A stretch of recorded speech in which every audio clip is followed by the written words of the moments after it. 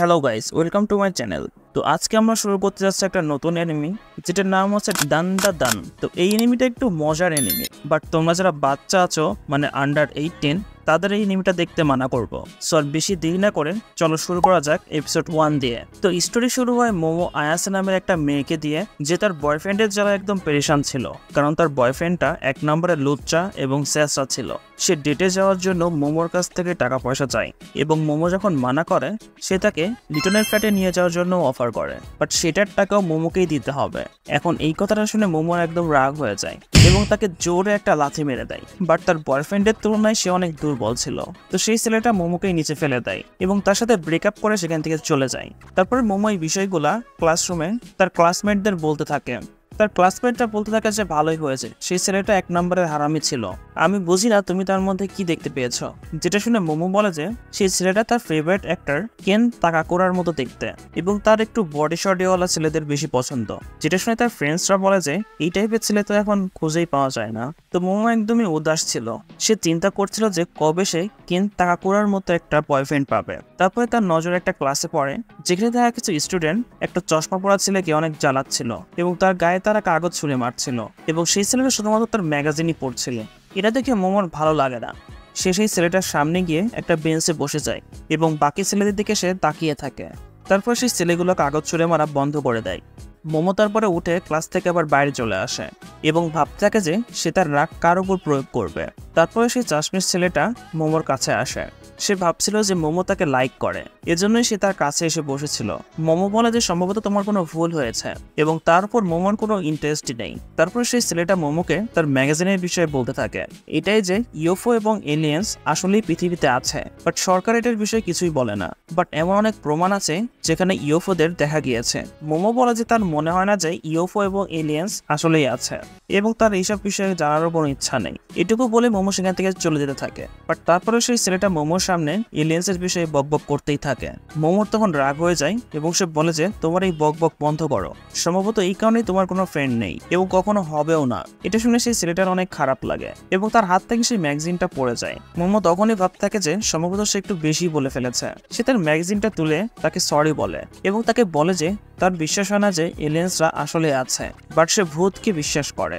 এটা শুনে সেই ছেলেটা হাসা শুরু করে দেয়। সে বলে যে ভূত বলতে কিছুই নেই, পাগল নাকি। এটা শুনে মোমো তার উপর অনেক রেগে যায়। তারপরে তারা দুইজনে একে অন্যের দিকে রাগান্বিত ভাবে তাকায়। মোমোর হিসাবে ভূত আসলে এক্সিস্ট করে এবং এলিয়েন্সরা এক্সিস্ট করে না। ওইদিকে সেই ছেলেটা মনে করে যে শুধুমাত্র এলিয়েন্সই এক্সিস্ট করে, ভূত এক্সিস্ট করে না। তো তাদের এই ফাইট করাটা মোমোর ফ্রেন্ডসরা দেখে ফেলে এবং তারা ভাবতে থাকে যে মোমো সম্ভবত তার নতুন বয়ফ্রেন্ড পেয়ে গেছে এবং তাদের দুইজনের জড়িও অনেক ভালো। মোমো তারপর সেই ছেলেটাকে চ্যালেঞ্জ করে যে সে যেন কোনো ভূতের জায়গাতে গিয়ে তাকে দেখায় এবং সে যদি সেখানে কোনো ভূত দেখতে পায় তাহলে সে মোমোর চাকর যেন হয়ে যায়। এই কথা শুনে সেই ছেলেটাও বলে যে মোমো যেন তার বলা জায়গাতে গিয়ে দেখায় এবং মোমো যদি সেখানে গিয়ে এলিয়েন্সকে দেখতে পায় তাহলে মোমোকেও তার চাকর হতে হবে। তো দুইজনই তাদের শর্ত এগ্রি করে নেয়। তারপরে রাতের বেলা মোমো নাগি নামের একটা হসপিটালে পৌঁছে যায়, যেটা অনেক বছর ধরে বন্ধ ছিল। মোমো তার নাম ওকাল্ট কুন মানে ওকারুন নামে সেভ করেছিল। ওকারুন কল করে মোমোকে বলে যে এই হসপিটালকে এলিয়েনের আড্ডাখানা বলে মানা হয়। সে যদি এই হসপিটালের ছাদে যায় তাহলে এলিয়েন্স তাকে অবশ্যই কিডন্যাপ করে নেবে এবং তার বডির সাথে এক্সপেরিমেন্ট করা শুরু করে দেবে। মোমো জিজ্ঞাসা করে যে সেই কখনো কিডন্যাপ হয়েছে কিনা। যেটা শুনে ওকারুন বলে যে হয়েছিলাম হয়তো, সম্ভবত এলিয়েন্স তার মেমোরিকে আবার মুছে দিয়েছে। ওকারুনের কথা শুনে মোমো বুঝতে পেরে যায় যে সে নিজেও আজ পর্যন্ত কোনো এলিয়েন বা ইউএফও দেখেইনি। ওইদিকে ওকারুনও মোমোর বলা সেই জায়গাতে পৌঁছে গিয়েছিল, যেটা একটা পুরানো টানেল ছিল। মোমো বলে যে এই টানেলটা অনেক ভৌতিক একটা জায়গা, এমনটা সে অনলাইনে পড়েছিল। ওকারুন বলে যে সে সেই টানেলের মধ্যে গিয়ে প্রমাণ করে দিবে যে ভূত বলে কোনো কিছুই হয় না, বাট তারপরেও সে ভয় পাচ্ছিল। তারপরে সে গান গাইতে গাইতে ভেতরে যাওয়া শুরু করে। ওকারুনও বুঝতে পারে যে মোমো কখনো ভূত দেখেনি। সে তার উপর তখন চিল্লানো শুরু করে দেয়। সে নিজেই যখন ভূত দেখেনি তাহলে সে সেগুলোকে কিভাবে বিশ্বাস করতে পারে। যেটা শুনে মোমো বলে যে তার দাদি আসলে স্পিরিট মিডিয়াম, মানে তার দাদি ভূতদের সাথে কথা বলতে পারত। তো মোমোকে তার দাদি লালন পালন করেছে, কারণ তার প্যারেন্টস অনেক আগে মারা গিয়েছিল। মোমো যখন ছোট ছিল তখন সে তার মাথায় হাত রেখে একটা রিচুয়াল পোজ বানিয়ে বাইরে বের হতো। তার দাদি বলতো যে এমনটা করলে যে কোনো খারাপ জিনিস তার থেকে দূরে থাকবে। সে সেই পোজ বানিয়েই স্কুলে যেত এবং স্কুলের ছেলেরা তার এইসব দেখে মজা নিত। এমনকি যে ছেলেকে মোমো পছন্দ করত সেও তাকে নিয়ে মজা করা শুরু করে দেয়, যেটা দেখে মোমোর অনেক খারাপ লাগে। এবং তার দাদির উপর অনেক রাগ হয়ে যায়, যার ফলে সে তার দাদিকে অনেক কথাও শুনিয়ে দেয়, যার ফলে অনেকদিন ধরে তার সাথে তার দাদির কোনো কথাবার্তা হয় না। বাট পরে মোমো রিয়েলাইজ করতে পারে যে মোমোর এই জন্য রাগ হয়েছিল না যে সেই ছেলেটা মোমোকে নিয়ে মজা করেছিল, বরং তার রাগ হয়েছিল সেই ছেলেটা তার দাদিকে নিয়ে মজা করেছিল। মোমো তার দাদিকে অনেক ভালোবাসে এবং তার দাদির ওপর ফুল ভরসা আছে। এই কারণে সে এই কথার উপর ভরসা করে যে আসলে ভূত এক্সিস্ট করে। তারপর সে ওকারণকে জিজ্ঞাসা করে যে তার কেন মনে হয় যে এলিয়েন্সরাও এক্সিস্ট করে, বাট ওকারণ তাকে কিছুই বলে না এবং বলে যে এটা জরুরি না যে এটার পিছনে কোনো রিজন থাকতে হবে। তারপরে ওকারণ সেই টানেলের মধ্যে একটা রক্তপায়ের ছাপ দেখতে পায়। তারপরে সে যখন পিছে ঘুরে তাকায় সে ভয়ঙ্কর একটা বুড়িকে দেখতে পায়, যেটা আসলে একটা ভূত ছিল। এটা দেখে ওকারণ যত জোরে পাওয়া যায় সে দৌড় দেয়। মোমো তার চিল্লানো শুনে বলে যে সেই ভূতটা শিওর টার্বো গ্র্যানি হবে এবং এমনটাও শোনা গেছে যে সে যদি কাউকে ধরে ফেলে তাহলে সে তার উপর কার্স লাগিয়ে দেয়। ওকারণ দৌড়ে পালানোর একদম পুরোপুরি চেষ্টা করছিল, বাট টার্বো গ্র্যানি তার কাছে পৌঁছে যায় এবং ওকারণের কল কাট হয়ে যায়। তো মোমো তার কাছে যাওয়ার জন্য সেখান থেকে বের হওয়ার রাস্তা খোঁজে, বাট সে সেখানে 3টা রোবটের মতো পার্সনকে দেখতে পায় যারা আসলে এলিয়েন্স ছিল। তাদের দেখে মোমো দৌড়ানো শুরু করে দেয়, বাট সেই লোকগুলো মোমোকে ধরে তার কাপড় চোপড় সব ছিঁড়ে ফেলে। তো মোমো যখন হোশ আসে সে দেখতে পায় যে তার হাত পা সব বাঁধা ছিল। এলিয়েন্স তাকে বলে যে তারা সার্পোরিয়ামস, তারা সার্পো প্ল্যানেট থেকে এসেছে। তো তাদের জাতিতে শুধুমাত্র মেলসরাই আছে। তো তারা জনসংখ্যা বাড়ানোর জন্য ক্লোন টেকনোলজি ইউজ করে। তো তারাও মানুষদের মতো রিপ্রোডিউস করতে চায়। এই কারণেই তারা মানুষদের অর্গানস মানে ব্যানানা চুরি করার জন্য এখানে এসেছে।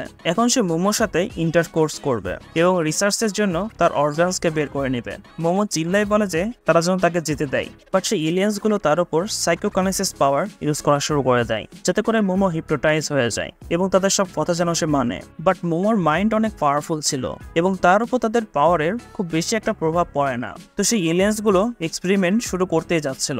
ঠিক তখনই মোমোর মোবাইল বাজা শুরু করে দেয়। একটা এলিয়েন্স যখন সেই মোবাইলটাকে তুলে ঠিক তখনই তার মুখের উপর জোরে একটা লাথি পড়ে এবং সেই মোবাইলের ভেতর থেকে একটা ভূত বাইরে চলে আসে এবং সেই ভূতটা এসে সেই এলিয়েনের চাকা মতো কামড় দেয় এবং তাকে দৌড়ে ছুঁড়ে মারে। এবং এই ভূতটা আর কেউ না, ওকারণ ছিল, যার উপর টার্বো গ্র্যানির কার্স লেগে গিয়েছিল।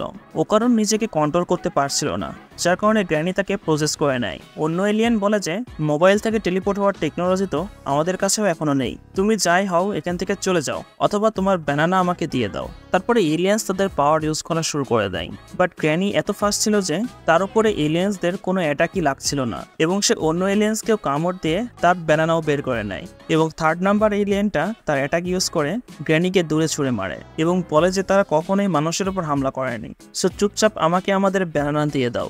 ওকারণ বলে যে তাদের যা চাই সে দিতে প্রস্তুত। সে অনেক টাইম ধরে এলিয়েন্সকে দেখতে যেত, কারণ তার কখনোই কারোর সাথে ফ্রেন্ডশিপ হয়নি। সে মনে করতে তো কম করে এলিয়েন্স তার সাথে ফ্রেন্ডশিপ অবশ্যই করবে। এই কারণে সে ছোটবেলা থেকেই আকাশে বিভিন্ন রকমের এক্সপেরিমেন্ট করত এবং ভাবতো যে কোনো এলিয়েন যেন তার কাছে চলে আসে, বাট এমনটা কখনোই হয়নি। ওকারণকে সবসময় অন্য বাচ্চারা বুলি করত এবং তার বিষয়ে কেউ ভাবতেও না যে সে জীবিত আছে না মারা গিয়েছে। বাট মোমো তার হেল্প করতে এসেছিল, এই কারণে সে মোমোকে কিছুই হতে দেবে না। তো এলিয়েন্স যা কিছুই করুক ওকারণের সাথে যেন করে, বাট মোমোকে যেন ছেড়ে দেয় এবং সেটার জন্য সে মনস্টারও হতে রাজি।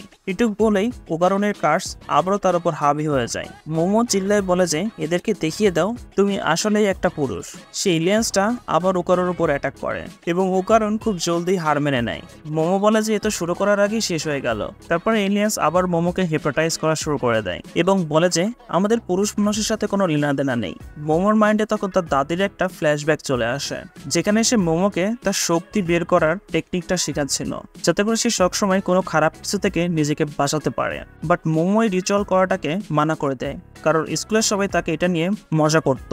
মোমো এটা বলে সেখান থেকে চলে যায় যে সে তার দাদিকে ঘৃণা করে এবং সে একটা নকল স্পিরিট মিডিয়াম। মোমো তারপরে ভাবতে থাকে যে এইসব কথাগুলো তার এখন কেন মনে আসছে। তারপরে মোমো তার মাইন্ডকে স্থির করে সেটাই করে যেটা তার দাদি তাকে শিখিয়েছিল এবং হঠাৎ করে তার মধ্যে সাইকিক পাওয়ার চলে আসে, যেটা ইউজ করে সেই টেবিলটাকে ভেঙে একদম ফ্রি হয়ে যায়, যেটা থেকে ওকারণও অবাক হয়ে যায়। মোমোরও বিশ্বাস হচ্ছিল না যে তার মধ্যে সাইকিক পাওয়ার ছিল, এমনকি এলিয়েন্সদের পাওয়ারও মোমোর পাওয়ারের কাছে অনেক দুর্বল ছিল।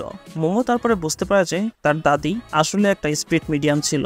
সে তাকে থ্যাংক ইউ বলে এবং সেই 3rd এলিয়েনটাকে জোরে একটা লাথি মেরে দেয়, যেটা এতটাই পাওয়ারফুল ছিল যে সেই এলিয়েনটা ইউএফও ভেঙে বাইরে গিয়ে পড়ে এবং সেই ইউএফওটাকে বাইরে থেকে দেখে একটা মনের মতো মনে হচ্ছিল, বাট সেই এলিয়েনটার সাথে লাগার কারণে সেটা তার আসল রূপে চলে আসে। এবং নিচে পড়া শুরু করে দেয়। মোমো দেখতে পায় যে ওকারুন পুরোপুরি ভূত হয়ে গিয়েছিল। সে মোমোকেও ধরার জন্য চলে আসে, বাট মোমো তার পাওয়ার ইউজ করে টার্বো গ্র্যানিকে ওকারুনের মতো থেকে আলাদা করে দেয়। বাট ওকারুনের উপর কার্স এখনো লেগেছিল।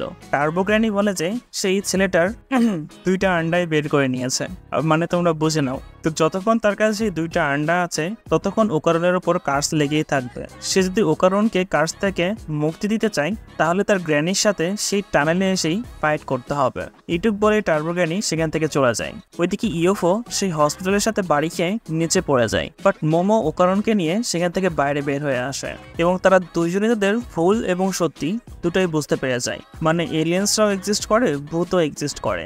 মোমোকে এলিয়েন্সরা কিডন্যাপ করে এবং ওকারুনকে ভূত কার্স লাগিয়ে দেয়। মোমোর সাইকিক পাওয়ারের কারণেই ওকারুন এখন নর্মাল আছে। সে যদি তার পাওয়ারটাকে আবার নিয়ে নেয়, মানে সরিয়ে ফেলে, তাহলে ওকারুন আবার আউট অফ কন্ট্রোলে চলে যাবে। এটা শুনে ওকারুন সেই টানেলের দিকে আবার যাওয়া শুরু করে দেয়, কারণ সেই গ্র্যানিটাকে হারানোর পরেই সে সেই কার্স থেকে মুক্তি পেতে পারবে। সে তার নিজের কাপড় চোপড় খুলে মোমোকে দিয়ে দেয়, যাতে করে মোমো সেগুলো পরে তার বাসায় চলে যেতে পারে।